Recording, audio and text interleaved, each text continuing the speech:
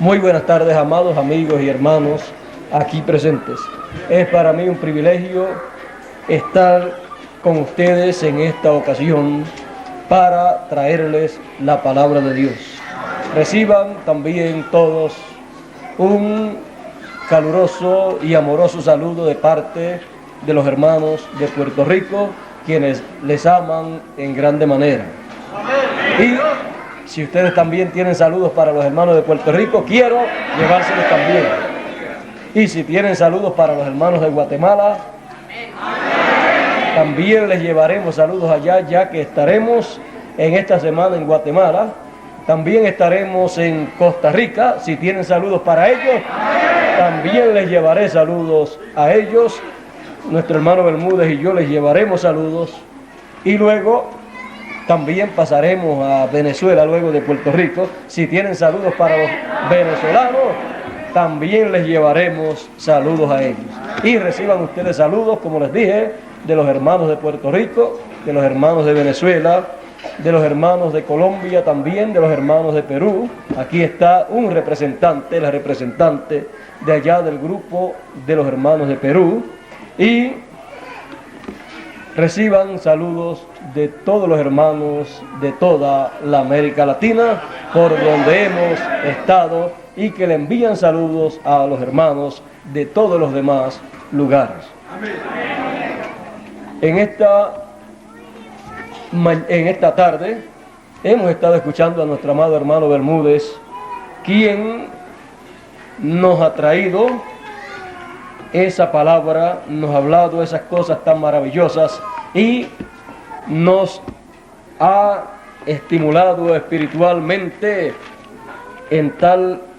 a tal grado y en tal forma que estamos realmente felices, contentos con la palabra de Dios, viendo que Dios siempre tiene un programa para cada tiempo. Y para nuestro tiempo, Él tiene un glorioso programa, y a nosotros nos ha tocado la mejor parte del programa de Dios. Podemos decir, las cuerdas nos han caído en lugares deleitosos. Y ¿cómo es la heredad que nos ha tocado? Y grande es la heredad que nos ha tocado. Bueno, vamos a estar preparados para lo que Dios nos tenga en esta ocasión. Pueden tomar asiento.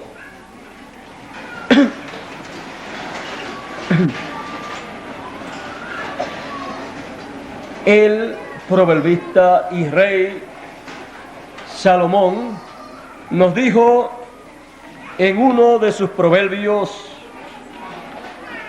nos dijo que Dios restauraba lo que había pasado. Nos dijo que nada hay nuevo debajo del cielo. Él nos enseñó algo muy, pero que muy importante, lo cual nosotros debemos aprender. Él nos enseñó que Dios restaura lo que pasó.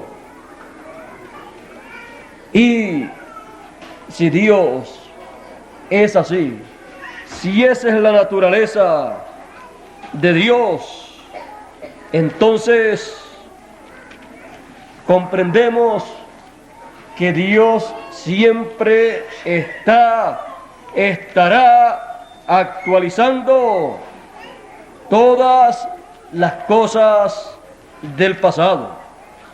Si Él hace en esa forma, entonces, en cuanto a la profecía, también Él hace de esa manera. Y si sabemos eso, Entonces, hablemos sobre la profecía actualizada. Si estudiamos con detenimiento la profecía bíblica del Antiguo Testamento y del Nuevo Testamento, encontraremos que cada uno de los profetas que ha profetizado tiene una base bíblica, tiene una base para su profecía. Aunque ellos de momento así no lo comprendan, la base de la profecía de cada uno de los profetas de Dios está en la profecía dada anteriormente acerca de eso de lo cual están profetizando. Por ejemplo, usted ve al profeta Isaías que dijo: la Virgen concebirá. Y esa profecía es una profecía divina. Esa profecía la dio en el capítulo 7 y verso 14 y dice: por tanto el mismo Señor os dará señal. He aquí que la Virgen concebirá y dará a luz un hijo, y llamará su nombre Emmanuel.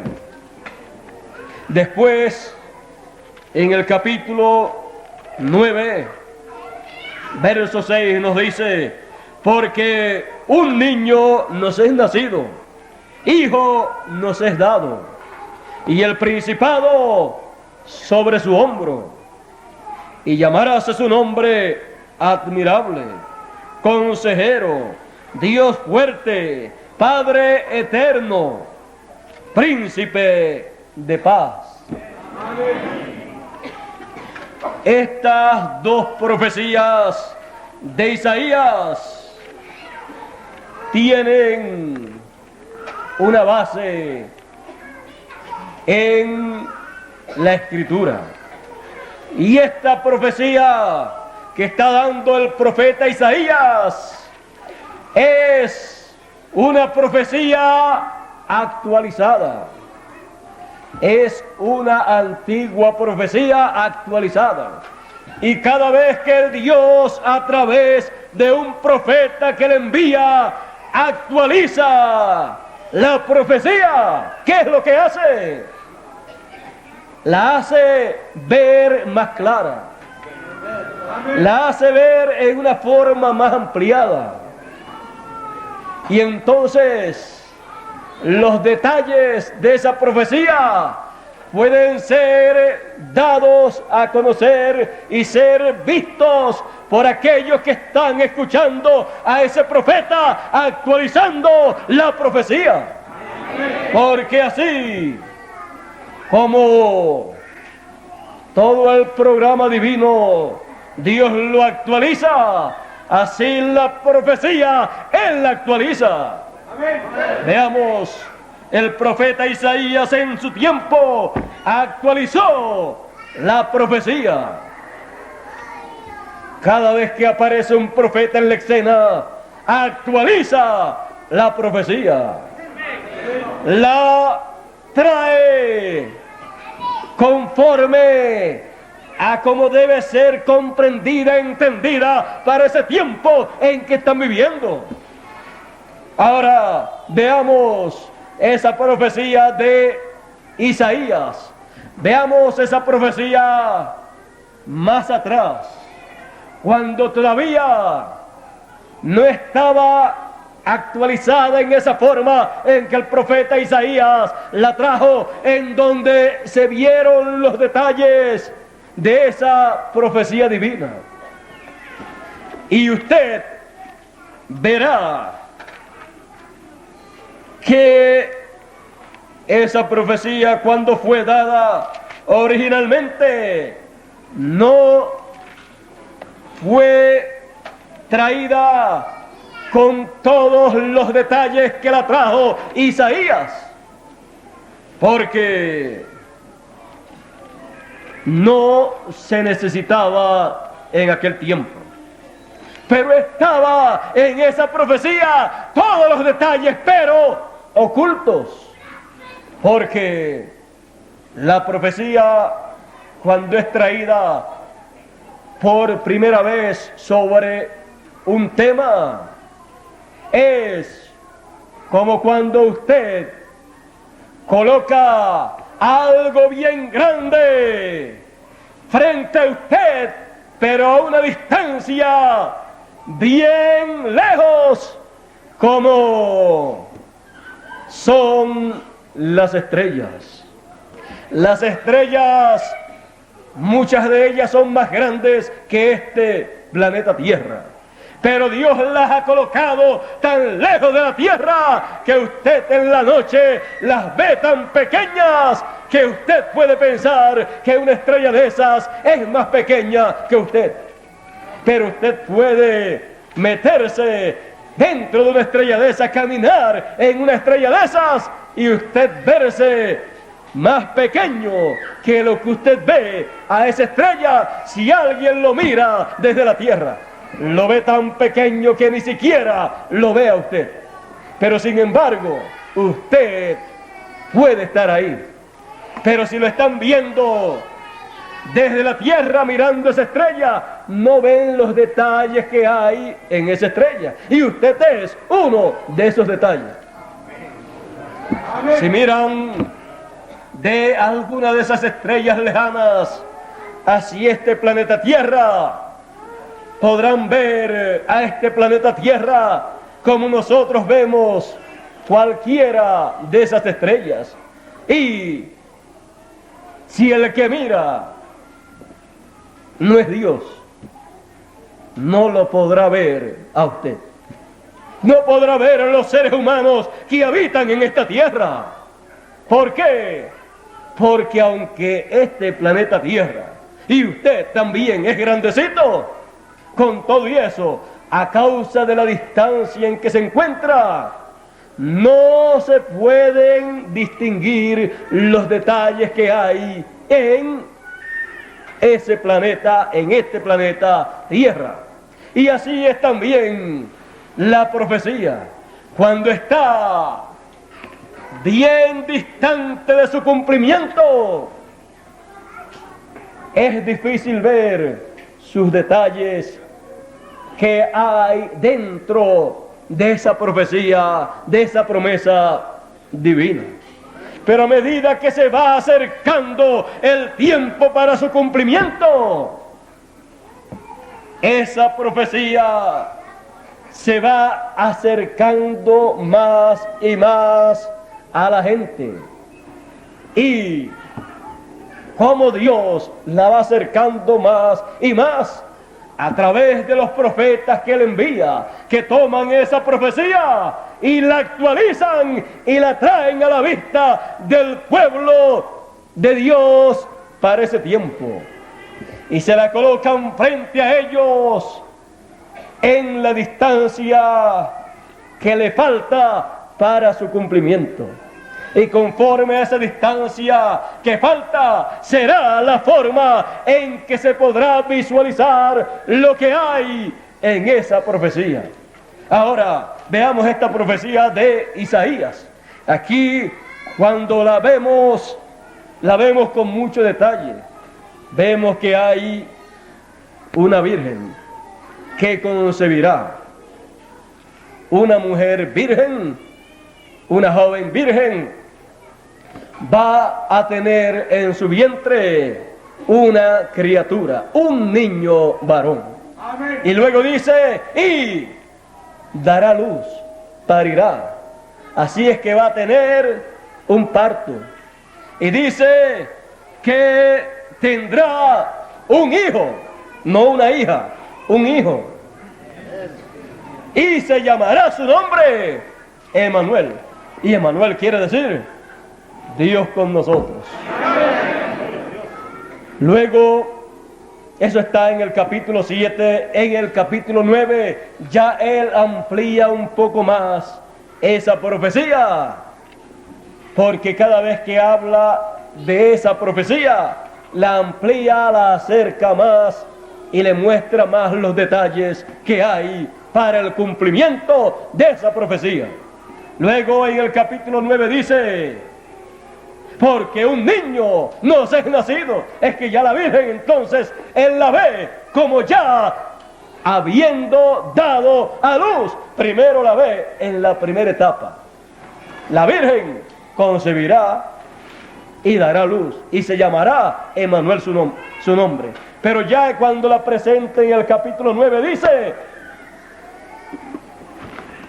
se lo voy a leer aquí, porque un niño nos es nacido. Ya está anunciando que el niño ha nacido, hijo nos es dado, y el principado sobre su hombro, y llamaráse su nombre. ¿Cómo? En el capítulo 7 decía, se llamará su nombre, ¿cómo? Emmanuel. Llamarás su nombre Emmanuel. Y acá dice, y el principado sobre su hombro, llamarás a su nombre admirable. Allá decía Emmanuel, y acá dice, se llamará a su nombre admirable. Consejero, Dios fuerte, Padre eterno, Príncipe de paz. Así se llamará su nombre, porque esos son los títulos de su nombre. Esos son los títulos divinos que tiene ese hijo, que dice el profeta que nacería. La gente de aquel tiempo, del tiempo de Jesús, cuando él ya estuvo grande, ¿saben lo que decían? Es Beelzebú, el príncipe de los demonios. Pero Isaías dijo, es su nombre admirable, consejero, Dios fuerte, Padre eterno, Príncipe de paz. Y decían que era el príncipe de los demonios, Beelzebú. Pero Isaías dijo, no, es el príncipe de paz. Es Dios con nosotros. Es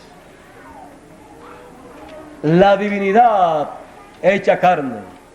Aquí el profeta Isaías está mostrando un cuadro claro y completo de la venida del Mesías en sus etapas primeras y en cuanto a sus atributos para ser manifestados. Ahora, ¿quieren ustedes ver esa profecía cuando fue dada por primera vez? Ahí usted no verá estos detalles que podemos ver en lo que dijo Isaías. En el capítulo 3 y verso 15 del Génesis, ahí está por primera vez la promesa de la venida de ese niño, de la venida del Mesías. Y cuando Dios lo habló por primera vez, dijo a la serpiente cuando la maldijo, y enemistad pondré entre ti y la mujer, y entre tu simiente y la simiente suya, la simiente de ella. Esta te herirá en la cabeza, y tú le herirás en el calcañar. Ahí está la promesa, la profecía bíblica que Isaías, cientos o miles de años después, amplió actualizó. Pero ya, aquí está. Lo que pasa es que aquí está sin mucho detalle, porque la distancia en tiempo era larga. Faltaban aproximadamente 4.000 años para el cumplimiento de esa profecía. Y por eso se veía en esa forma. Pero a medida que se acercaba el cumplimiento del tiempo de esa profecía, cada vez que Dios le daba a alguno de sus profetas para que hablase acerca de la venida del Mesías, ellos actualizaban esta profecía. La profecía que por primera vez es dada, después lo que se hace es actualizarla en cada tiempo, y eso lo hace Dios a través del profeta que Él envíe en ese tiempo para hablar de esa profecía. Ahora sigamos viendo esta profecía siendo cada vez más ampliada. Malaquías, el gran profeta que escribió el último libro del Antiguo Testamento que tenemos, en el capítulo 3 amplió esta profecía. Y miren cómo dice. También Isaías amplió esta profecía en algunos detalles, pero que se los vamos a citar también. Dice el profeta Malaquías, pues ya el tiempo era bien corto. Dice en el capítulo 3, he aquí yo envío mi mensajero, el cual preparará el camino delante de mí. Y luego vendrá a su templo el Señor a quien vosotros buscáis, y el ángel del pacto a quien deseáis vosotros. He aquí que viene, ha dicho Jehová de los ejércitos. Amén. Aquí el profeta Malaquías está, ¿qué? Profetizando de la venida del Mesías. Y aquí el profeta Malaquías trae unos detalles que estarán manifestados en la venida del Mesías. Aquí el profeta Malaquías, como también el profeta Isaías, profetizó. Dice que enviará el Señor a su mensajero delante de él. ¿Para qué? Para prepararle el camino, para precursar su primera venida, para tener un pueblo bien apercibido, para que reciba al Señor, al Mesías, en su primera venida. Aquí vemos la profecía mesiánica más ampliada. Vemos que el Mesías tendrá uno que le preparará el camino, uno que le hablará al pueblo de su venida, uno que le dirá al pueblo: ha llegado el tiempo para el cumplimiento de la venida del Mesías. He aquí que Él viene, he aquí que estamos cerca, he aquí que Él enviará su mensajero. Y Juan dijo, allá cuando le preguntaron: ¿tú quién eres? Él dijo: yo soy la voz de uno que clama en el desierto, como dijo el profeta Isaías. Pues el profeta Isaías también había hablado de la venida del precursor de la primera venida. Había traído esos detalles acerca de la venida del Mesías. Y uno de esos detalles era que el Mesías tendría uno que le prepararía el camino y lo presentaría delante del pueblo. Por eso Juan decía: detrás de mí viene uno del cual yo no soy digno de desatar la correa de sus sandalias. Detrás de mí viene uno mayor que yo. Y la Escritura dice: Juan no era la luz, sino que vino para dar testimonio de la luz. Y Jesús, hablando de Juan, dijo: Juan era antorcha que ardía, y vosotros quisisteis caminar en su luz. Porque Juan, con su mensaje, era como una antorcha que ardía, que alumbraba, porque estaba encendido con el Espíritu de Dios y lleno de la palabra de Dios para alumbrar espiritualmente el entendimiento de la gente de aquel tiempo. ¿Para qué? Para prepararlos para la venida del Mesías. Él vino para hacer ese trabajo. Y él dijo, el Mesías vendrá, él ha de venir, después de mí viene uno, yo no soy él, yo no soy el Cristo, él viene detrás de mí, después de mí. En palabras entendibles a nosotros, Juan se presentaba al pueblo con ese ministerio profético y señalaba que el próximo profeta que apareciese sería el Mesías. Después de mí viene, porque el Mesías sería el profeta que seguiría a Juan el Bautista.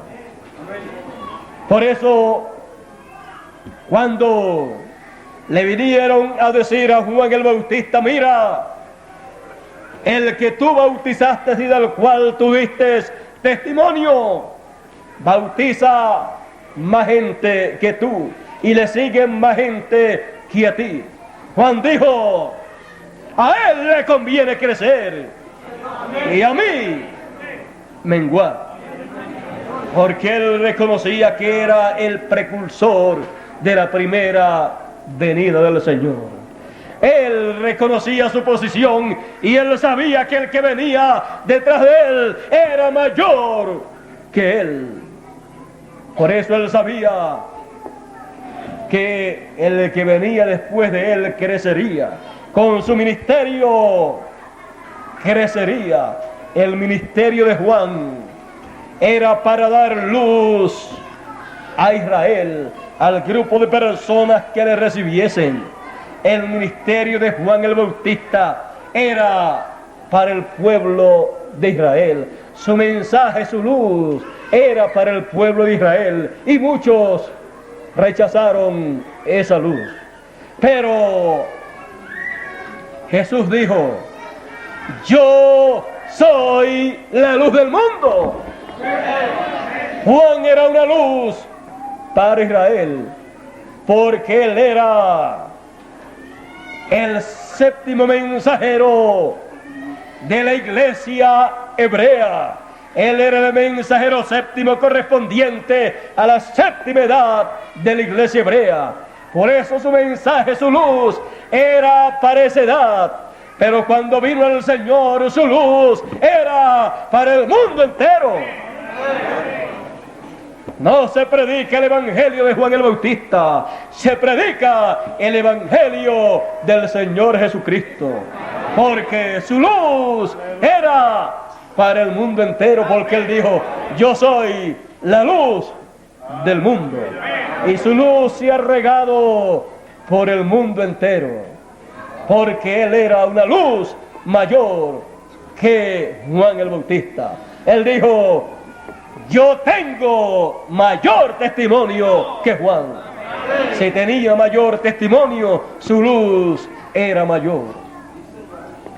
Ahora ustedes pueden ver cómo a medida que el tiempo se acerca para el cumplimiento de la profecía divina, Dios trae a la vista del pueblo más y más cerca esa profecía, repitiendo esa profecía con más lujos de detalles a medida que el tiempo se acerca.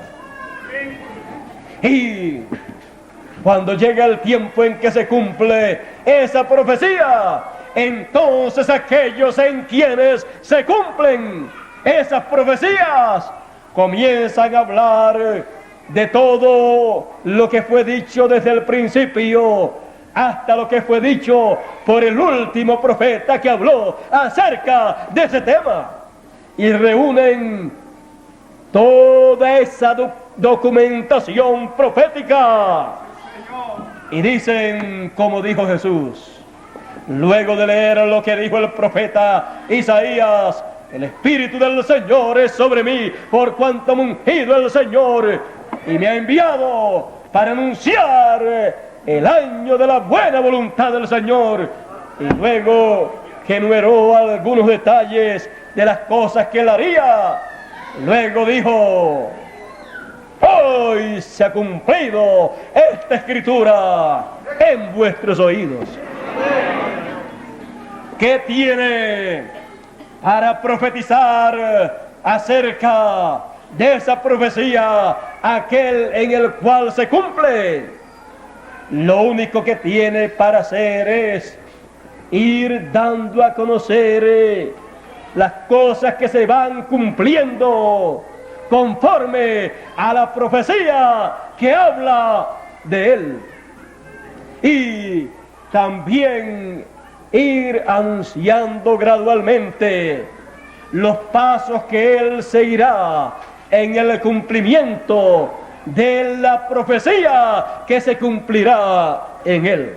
Por eso, cuando vino Jesús, Jesús decía: tomarán al Hijo del Hombre y harán de él lo que quieran hacer, y el Hijo del Hombre morirá, pero al tercer día resucitará. Decía: destruyan este templo y en 3 días yo lo levantaré. Pensaban que estaba hablando del templo de Jerusalén, pero estaba hablando de su cuerpo, porque él conocía la profecía que hablaba acerca de él. Él conocía lo que dijo el profeta y rey David: porque no permitirás que tu santo vea corrupción, ni dejarás su alma en el infierno.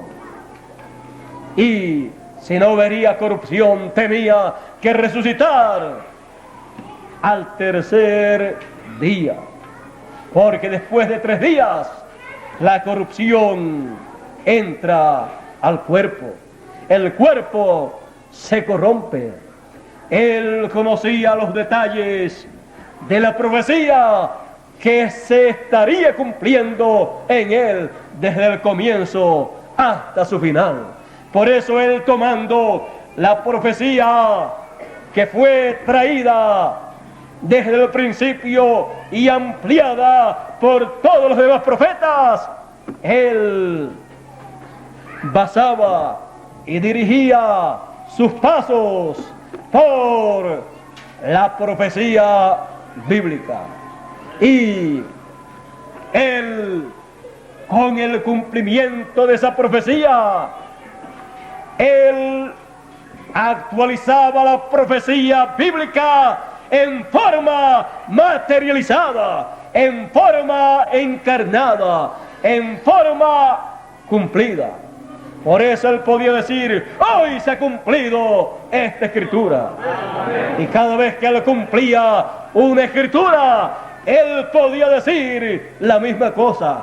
Y aún antes de cumplir cada escritura, él podía anunciar lo que él iba a hacer.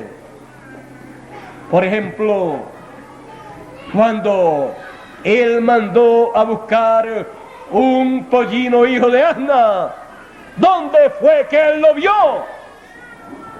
Lo vio en la profecía bíblica. Y si él lo vio en la profecía bíblica, tenía que aparecer en la escena ese pollino hijo de asna materializado. Tenía que ser hecho realidad. Él sabía que estaba presente ese pollino, porque el tiempo para entrar a Jerusalén había llegado.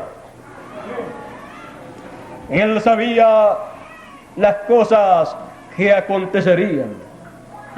Él sabía que ese día que él habría de entrar a Jerusalén no era un día como los demás días que él había entrado, porque ese día él entraría para cumplir la profecía del profeta Zacarías y para cumplir las demás profecías que hablaban acerca de su entrada a Jerusalén como el hijo de David, como rey de Israel. Y él supo que había llegado el tiempo y caminó hacia adelante y dejó que los discípulos hicieran todas aquellas cosas porque había llegado el tiempo. Él se dirigía por la Escritura, por la profecía bíblica que hablaba acerca de él. Él vio todo el programa divino en la profecía bíblica. Cuando él llegó al momento en que sus discípulos le abandonarían, él lo vio primero en la profecía bíblica. Y fue citada la Escritura: heriré al pastor y las ovejas se desparramarán.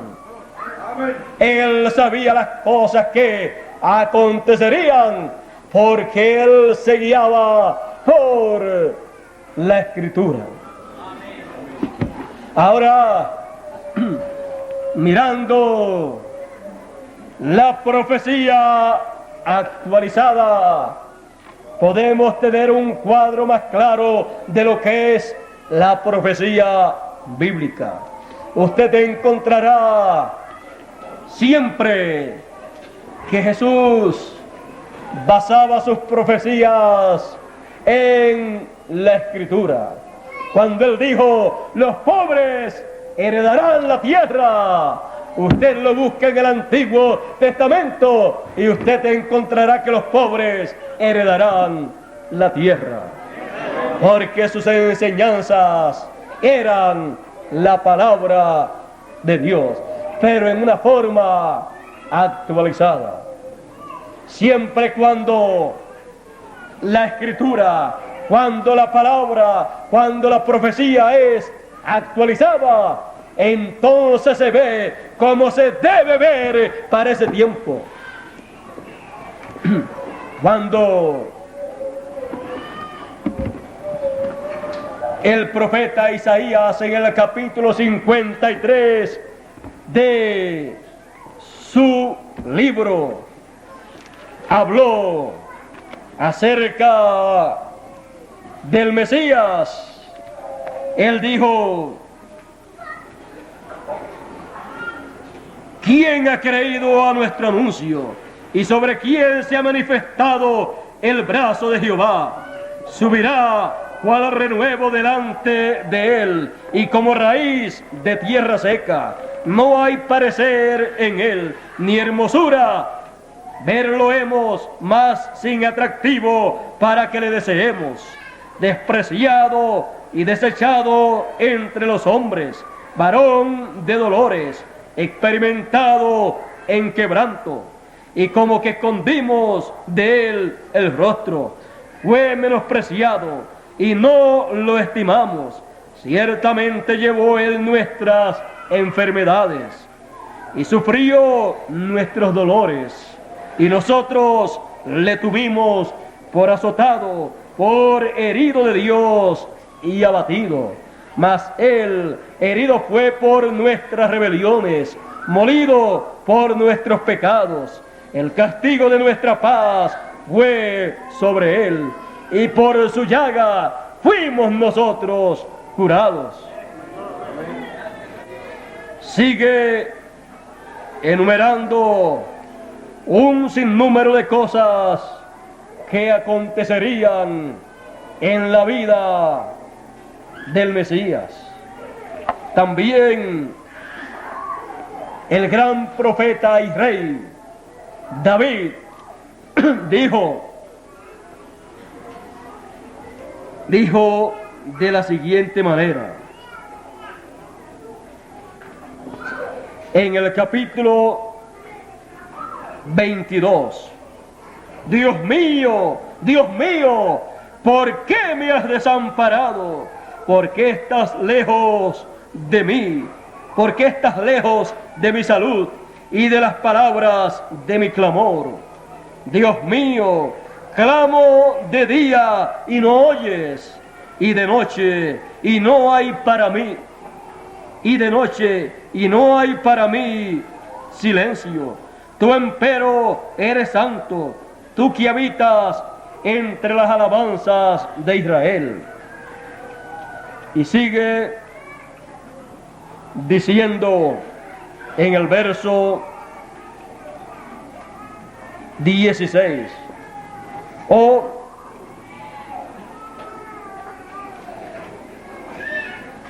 vamos a leer, abrieron, verso 13 en adelante, abrieron sobre mí su boca, como león rapante y rugiente. Heme escurrido como aguas, y todos mis huesos se descoyuntaron. Mi corazón fue como cera, desliéndose en medio de mis entrañas. Secóse como un tiesto mi vigor.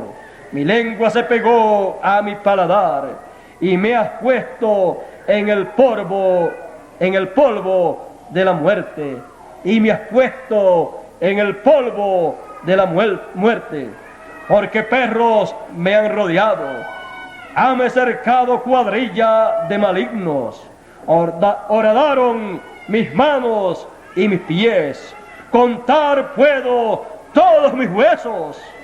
Ellos miraron, considerábanme, ellos miran, considéranme. Partieron entre sí mis vestidos, y sobre mi ropa echaron suerte. Todo esto lo vio el gran rey y profeta y salmista David.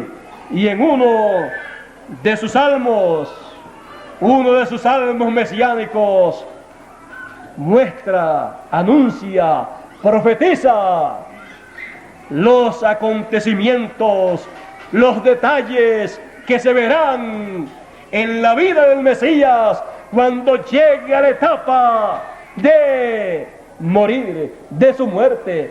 Y aquí vemos cómo habla de lo que sería su muerte. Da una explicación, muestra un cuadro muy detallado de la condición del Mesías para el tiempo de su muerte. Dice que contar puede todos sus huesos. Por causa de su situación, sufrimientos y todas esas cosas, había llegado a una situación en que sus huesos podían verse y podían contarse. Y también habla de las heridas que le propinarían sus enemigos. Y dice, horadaron mis manos y mis pies. Ahí muestra con detalle el lugar en donde él recibiría unas heridas, las cuales fueron también habladas en la primera ocasión en que se habló de el Mesías. Ahora ya no se dio detalles, pero aquí, como el tiempo estaba más cerca, el profeta y rey David trajo la misma profecía con más detalles. Ahora, vean ustedes que cuando fue dada por primera ocasión allá en el Génesis, dice en el capítulo 3 y verso 15, y tú le herirás en el calcañar. la serpiente y su simiente le heriría en el calcañar. ¿A quién? A la simiente de la mujer. Y la simiente de la mujer sería Cristo, el Mesías. La mujer no tiene simiente, pero Dios le daría una simiente. Y esa simiente sería Emmanuel, Dios con nosotros. Eso se cumplió cuando Dios le dio aquella simiente que nació de la Virgen María. María trajo la simiente de la cual Dios le habló allá en el Génesis a Eva y a la serpiente. A una mujer le fue dada la promesa y en una mujer se cumplió esa promesa. Ahora, vean ustedes que cuando fue dada esa promesa allá en el Génesis, no dice que sería en una virgen, pero Isaías dice que sería en una virgen. Y comienza Isaías, también el salmista y rey David, a enumerar los detalles de esa profecía. Pero en esta profecía aquí en Génesis están todos esos detalles, pero no se podían ver, porque Dios no los había descubierto. Pero Génesis es la simiente. Ahí está toda la simiente. Ahora, mirando a través de la profecía bíblica, nosotros entendemos, nosotros sabemos que para nuestro tiempo hay promesas, profecías grandes y gloriosas para ser cumplidas. Fueron dadas por primera vez y después fueron ampliadas a través de los profetas que hablaron de esas profecías. Cuando fueron ampliadas, fueron actualizadas en el tiempo de cada profeta. Pero cada profeta que habla de una profecía, la actualiza para su tiempo. Y quiero llegar en esta ocasión a algo. Hay profecía para la segunda venida del Señor, como la hubo para la primera venida del Señor. Y esas profecías de la primera venida del Señor fueron ampliadas a medida que hablaban de ellas los profetas que Dios enviaba, y también las profecías de la segunda venida del Señor. Tanto los profetas del Antiguo Testamento como los profetas del Nuevo Testamento, todos ellos ampliaron las profecías de las cuales ellos hablaron. En el Antiguo Testamento se nos habla de las profecías mesiánicas para este tiempo final, que son las profecías mesiánicas de la segunda venida del Señor. En las profecías mesiánicas para la primera venida del Señor se nos hablaba de la venida del Mesías y se nos hablaba de su venida como Cordero de Dios para pagar el precio de la redención, para por su llaga nosotros ser sanados de el pecado. Para la segunda venida del Señor, las profecías mesiánicas nos hablan de la venida del Señor como el león de la tribu de Judá, como Rey de reyes y Señor de señores. Muchas personas allá en el tiempo del Antiguo Testamento quizás pensaban que todas esas profecías se cumplirían cuando apareciera el Mesías, pero cuando apareció vino para cumplir las correspondientes a su primera venida, y luego dejaría las otras para su segunda venida. El pueblo de Israel le estaba esperando como rey, como león de la tribu de Judá, y vino como cordero. Porque como cordero sería su primera venida y su segunda venida como león de la tribu de Judá. ¿Para qué? Para proclamar el día de venganza del Dios nuestro. Un cordero no puede anunciar, no puede proclamar el día de venganza del Dios nuestro. Porque un cordero puede hablar de paz. Un cordero puede hablar del año de la buena voluntad del Señor. Pero un león siempre usted lo encontrará anunciando peligro. Porque cuando el león ruge, ¿quién no temerá? Y cuando él ruja como león de la tribu de Judá, rugirá anunciándole al reino de los gentiles su final, anunciándoles el día de venganza del Dios nuestro, porque en el reino de los gentiles será encontrada la sangre de los mártires del Señor, de los santos profetas del Señor, de los apóstoles del Señor, de los creyentes en Cristo. Será encontrado en el reino de los gentiles todo eso.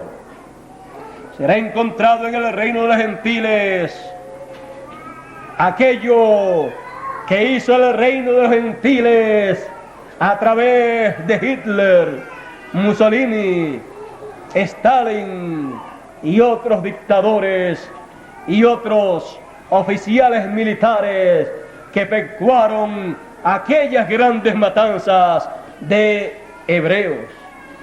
Pero eso no se podía anunciar antes de tiempo. Eso tiene un día y es el día de venganza del Dios nuestro. Eso lo anunciará el Señor en su segunda venida, porque Él vendrá como león de la tribu de Judá. Ustedes saben que si Él ha prometido su venida, Él no vendrá para estar sin hacer nada. Algo Él tendrá para hacer y será lo que está profetizado que Él ha de hacer.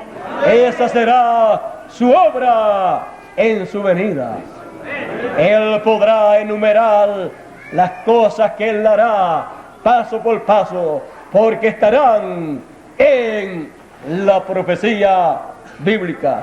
Todos los que profetizaron de su venida hablaron las cosas que Él habría de hacer y las cosas que a Él le acontecerán y las cosas que tratarán de hacerle a Él.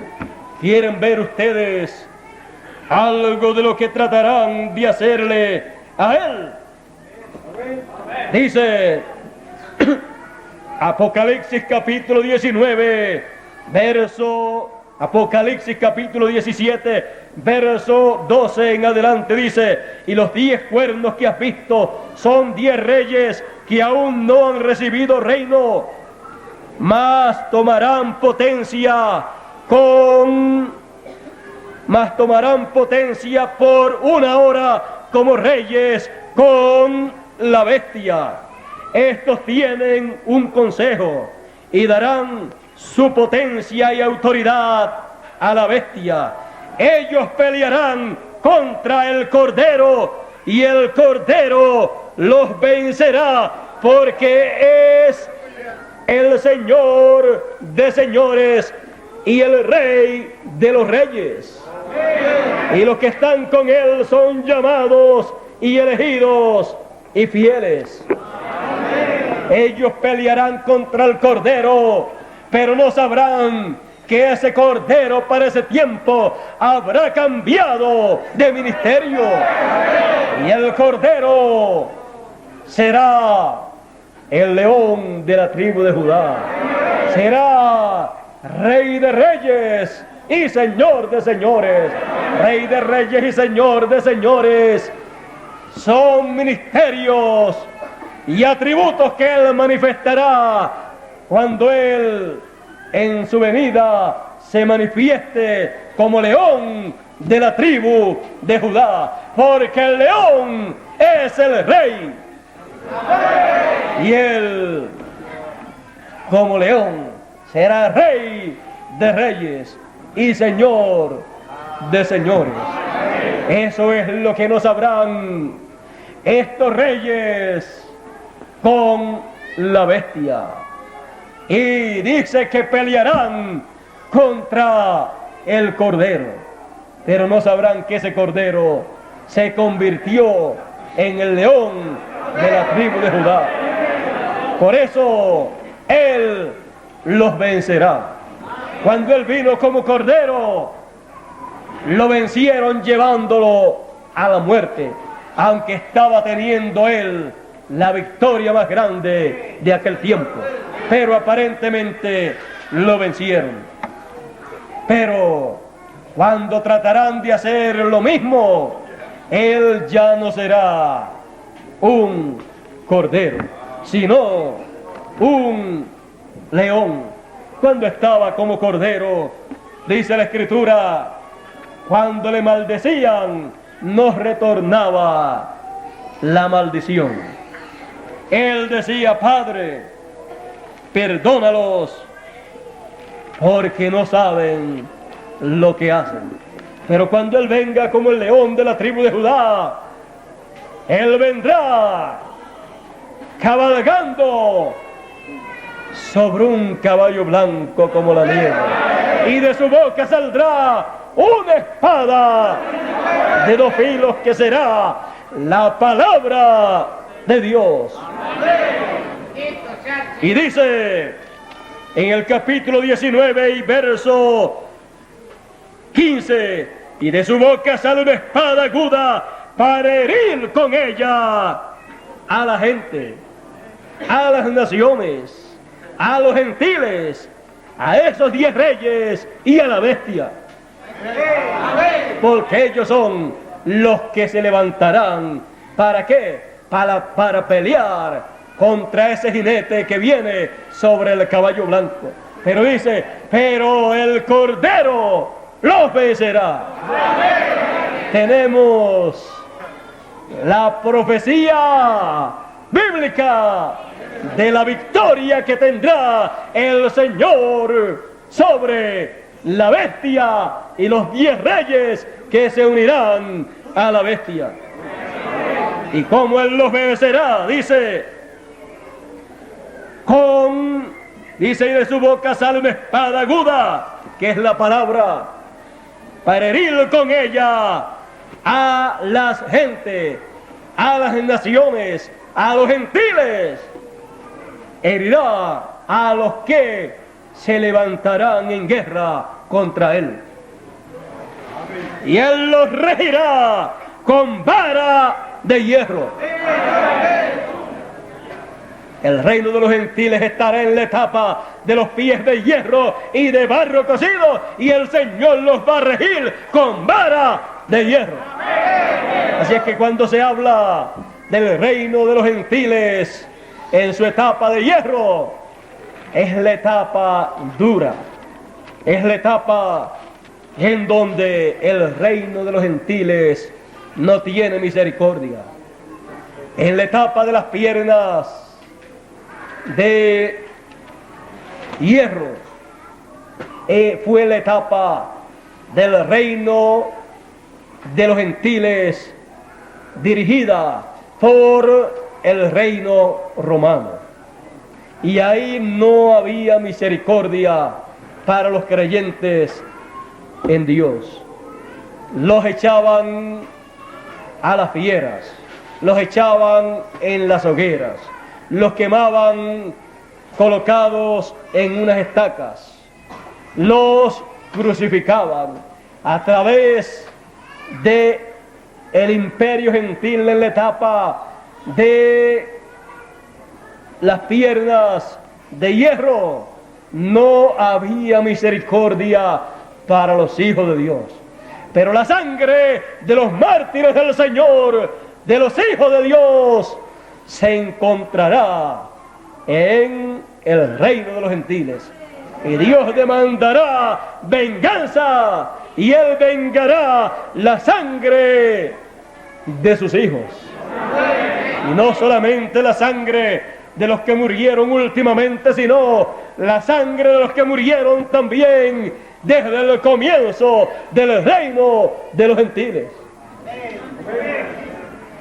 Por eso, como el reino de los gentiles en su etapa de hierro es cruel, es sin misericordia, el Señor no tendrá misericordia del reino de los gentiles, porque la misericordia ya habrá terminado.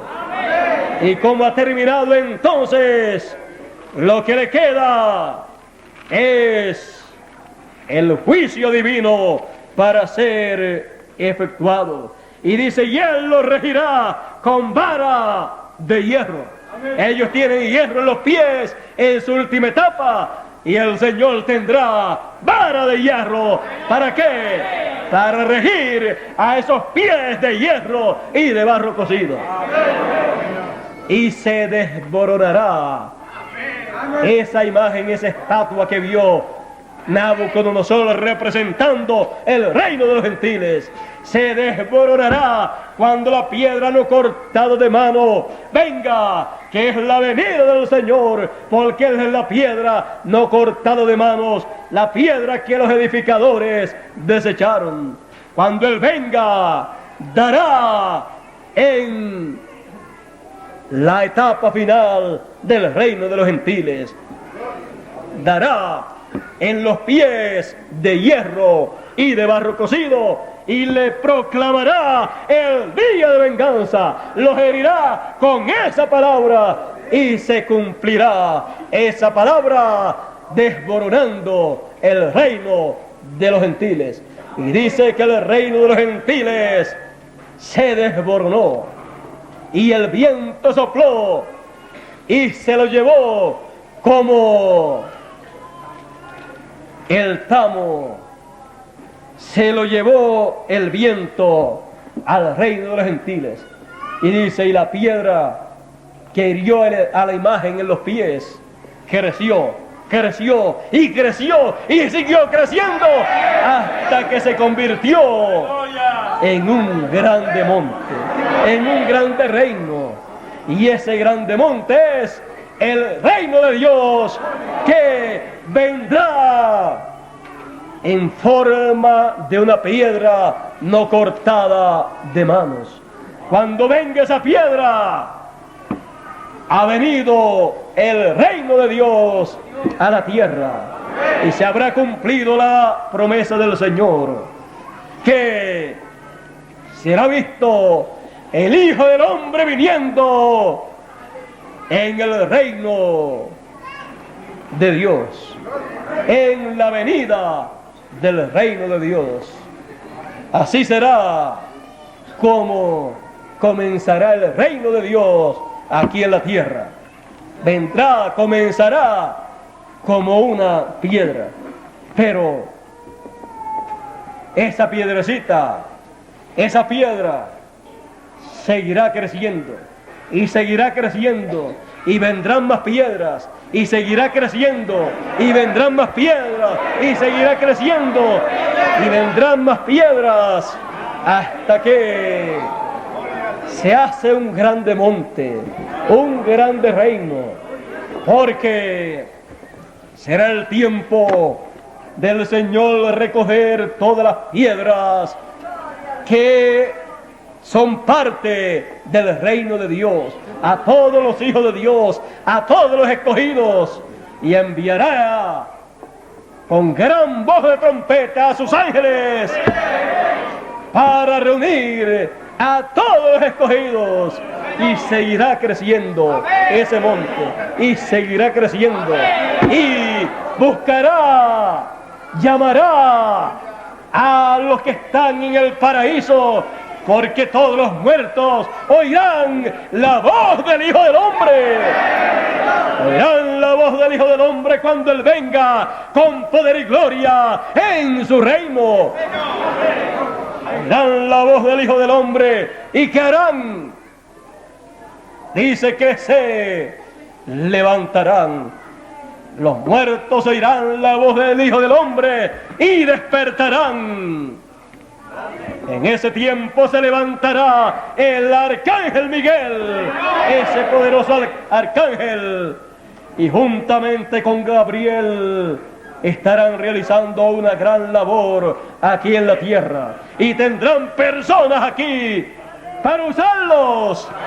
Y los ejércitos celestiales de Gabriel y Miguel estarán trabajando en la gran obra de Dios que se estará manifestando en carne humana aquí en la tierra, como fue profetizada en los tiempos del pasado y que fue actualizada a través de cada profeta, fue aclarada, fue traída para que fuera vista con más detalle hasta que llegue el momento de su cumplimiento, y todos entonces podrán ver la profecía bíblica actualizada en su cumplimiento. Y dice San Pablo, porque el mismo Señor, con aclamación, con voz de arcángel y con trompeta de Dios, descenderá del cielo.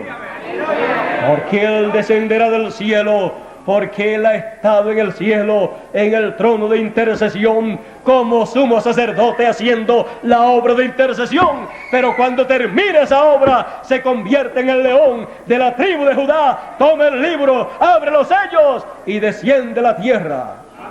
Con aclamación, con voz de arcángel y con trompeta de Dios. Y luego de eso, los muertos en Cristo resucitarán. Y todas esas piedras vivas que fueron parte de la construcción del templo de Dios en el pasado, juntamente con las que estarán viviendo en este tiempo, que estarán formando parte del templo de Dios en la etapa del lugar santísimo, se juntarán todas con esa gran piedra angular, con esa gran piedra no cortada de manos, y ese monte seguirá creciendo y creciendo, porque mientras más piedras se unen, seguirá creciendo, seguirá siendo más y más grande ese monte, ese reino, hasta que cubrirá toda la tierra, hasta que dominará toda la tierra, hasta que el reino del mundo, el reino de los gentiles, pasará a ser el reino de nuestro Dios y de nuestro Cristo. Pasará a ser el reino de Dios y de su Cristo, de su ungido. Porque los reinos del mundo pasarán ¿a dónde? A las manos de Dios, o sea, el control, el gobierno, todo pasará nuevamente a las manos de Dios, y Dios lo entregará a su ungido, y todos los que con Él estarán serán reyes y sacerdotes con Él, y reinarán con Él por 1000 años. Y el milenio será el gran reino de esa piedrecita que creció y creció a medida que seguían viniendo más y más piedras, hasta que vinieron las del paraíso y formaron un gran monte, un gran reino para gobernar con vara de hierro, para gobernar, para dirigir el futuro de esta tierra. La profecía actualizada. Ahora vean ustedes cómo es que la profecía es actualizada. Y cuando se cumple, ha llegado la etapa de la actualización más grande, más sublime, porque ha llegado la etapa de la actualización materializada.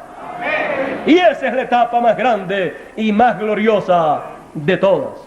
Ahora, para que no se me vaya a pasar un detalle bien importante, yo les dije que todos los profetas que hablaron de la venida del Señor hablaron de la primera venida, y también muchos hablaron de la segunda venida. Y vemos en el Antiguo Testamento y también en el Nuevo Testamento que habla de la venida del Señor como león de la tribu de Judá. Habla también de la venida del Señor viniendo sobre un caballo blanco, viniendo como rey. Por eso dice que tiene escrito Rey de Reyes y Señor de Señores. Y hubo un profeta que partió hace algunos años, partió en el 1965, en el cual estuvo el ministerio del profeta Elías manifestado por cuarta vez. Ese profeta se llamó William Marion Branham, un norteamericano. Él también, hablando de la venida del Señor viniendo sobre un caballo blanco, trajo más detalles, actualizó para este tiempo la segunda venida del Señor en su profecía. Dijo: del occidente, o sea, del oeste, porque el oeste es el occidente. En Apocalipsis no aparece de qué lugar vendrá. Dice que viene del cielo. Dice que fue visto en el cielo.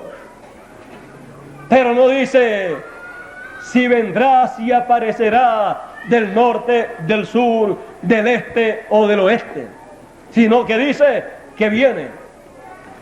Pero ya cuando este profeta, conocido como Elías en su cuarta manifestación, toma la profecía de la segunda venida del Señor viniendo sobre un caballo blanco, él dice: del occidente vendrá uno, un jinete sobre un caballo blanco.